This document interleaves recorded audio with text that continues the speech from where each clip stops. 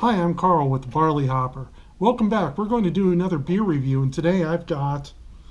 So those of you who speak German or maybe are German, forgive me because I am not good with German. I didn't study it in high school or college.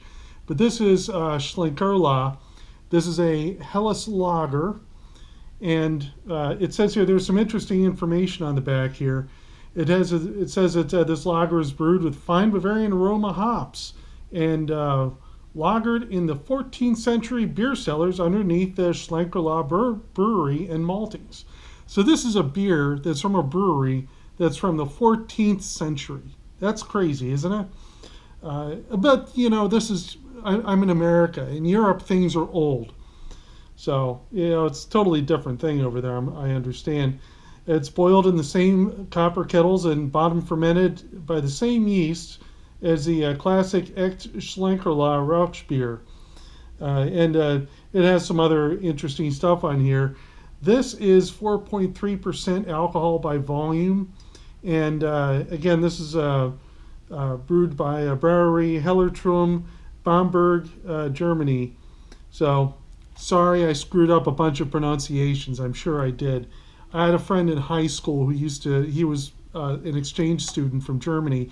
I'd try to say something, he'd say, "No, Carl, you screwed it up again." So, Frank, if you see this, I apologize, pal. I just never picked it up. But let's open it up, see what happens.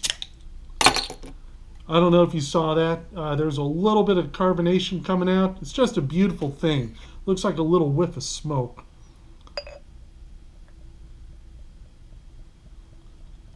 Easy pouring. Nice golden color. I'm not going to pour the whole thing. So this is 1 pint and just over 1 pint. So 1 pint, 0.9 fluid ounces. So it's effectively 17 ounces. I think this is about a 14-ounce glass. And maybe I can get a little bit more in there. Yeah, that's good enough. So I don't know if you can see what's on this glass. It's got an impression here. It says, "Are you a turtle?" And it says something else underneath it. Those of you who are turtles, write in. Let me know. That's an important thing. Become a turtle if you're not one. So first of all, it's very clear. You can see the bubbles rising. It looks low in carbonation, which is true to the style, especially for European. They often have lower carbonation than some of the American ales. And this is a lager. Remember I said before, it's bottom fermented is what they say somewhere in here. What that means, bottom fermentation, is how you make a lager. Actually, it's a function of the yeast that you use to make a lager. So if you ever see bottom fermented, it's a lager. Top fermented, it's an ale. Almost all the time. So let's give it a shot here. It smells bready, smells delicious. You can really smell the yeast in there. Very malty scent.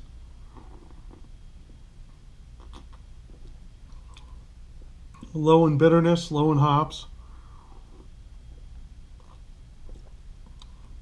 Good, clean, crisp taste here. This is a very drinkable beer, and it's relatively low in alcohol. Like I said, 4.3% alcohol. So if you can find this, I found this in my local German store. And if you have a local German store or a local whatever store, there's something that's foreign culture, go in there, check it out. Pick up some interesting wines and cheeses and beers and meats. This is definitely one of the nicer things that I've found there. I bought about a case of beer that we're going to be trying, different beers that is. And it really, even the exotic imported beers like this, I think the whole case, or maybe it was 10 bottles, maybe it was 12, I can't remember now. But the whole set of them cost me about $35. So even if it's, 10 beers, I'm paying an average of $3.50 a beer, and that's really an incredible find.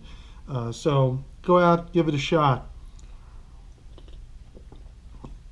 Something else that's interesting about this, it says on the bottle that they're using the same yeast as their beers from many, many years ago.